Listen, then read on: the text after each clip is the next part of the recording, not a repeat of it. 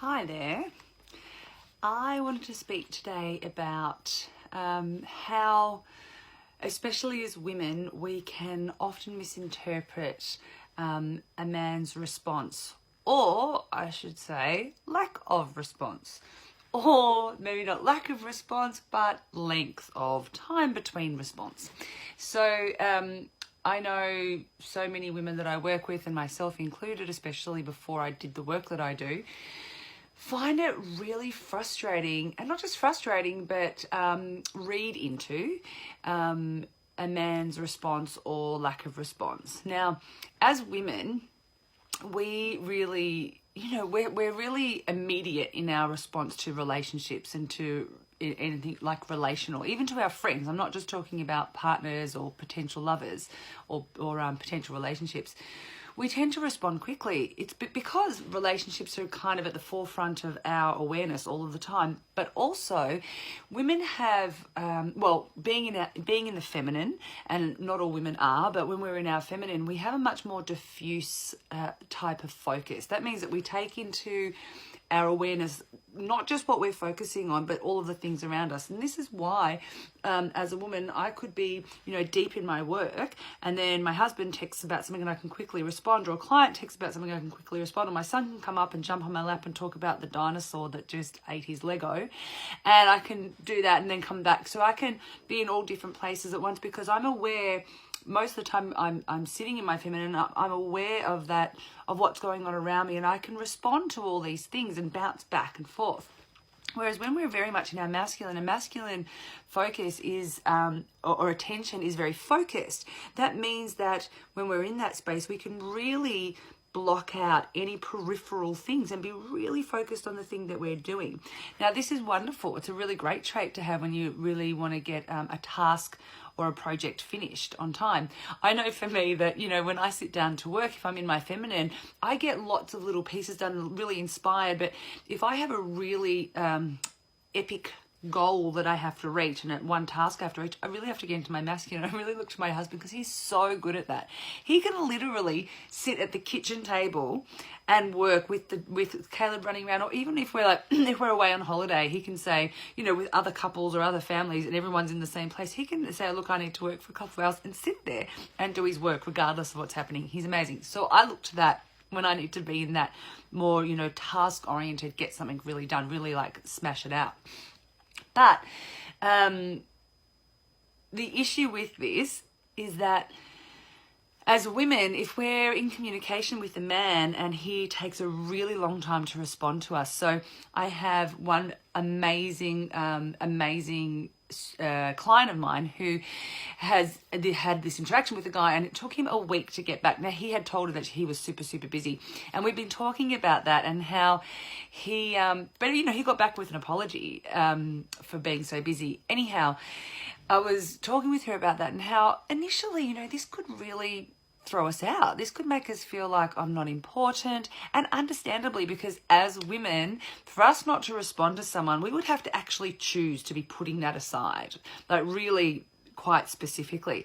But for a man, and especially this guy in this situation who's so busy, he had a whole bunch of stuff going on I won't go into, it's really makes sense, and it doesn't necessarily mean that he's not into you. Now, it could mean that if a guy doesn't get back to you at all, he's not into you.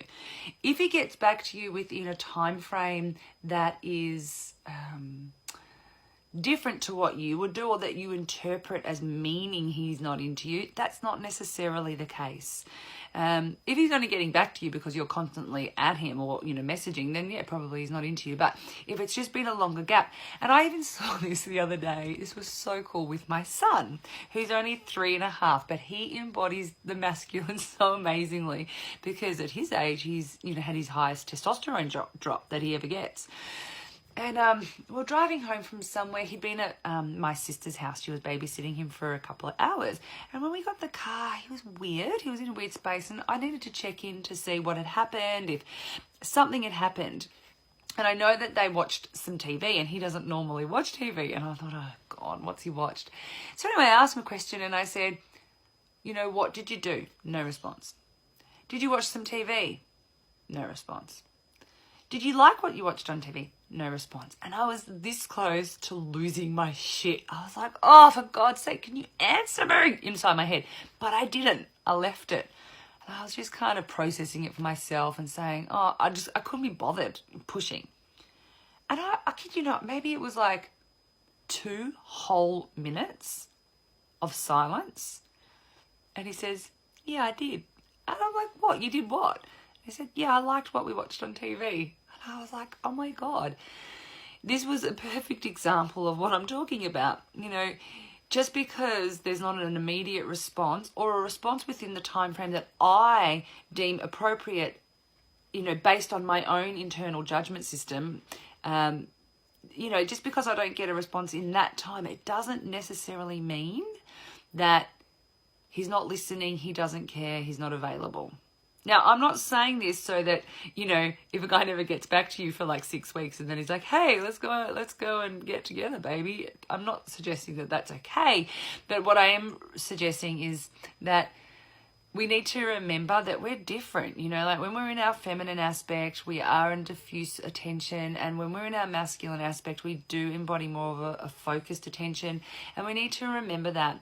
And we need to remember also, and this is not just for men and women, or even in, you know, just dating or love relationships, we need to be careful that we're not always judging another person's actions based on our own internal reference system because of how we respond. So if I don't respond quickly, it means I don't really care that much.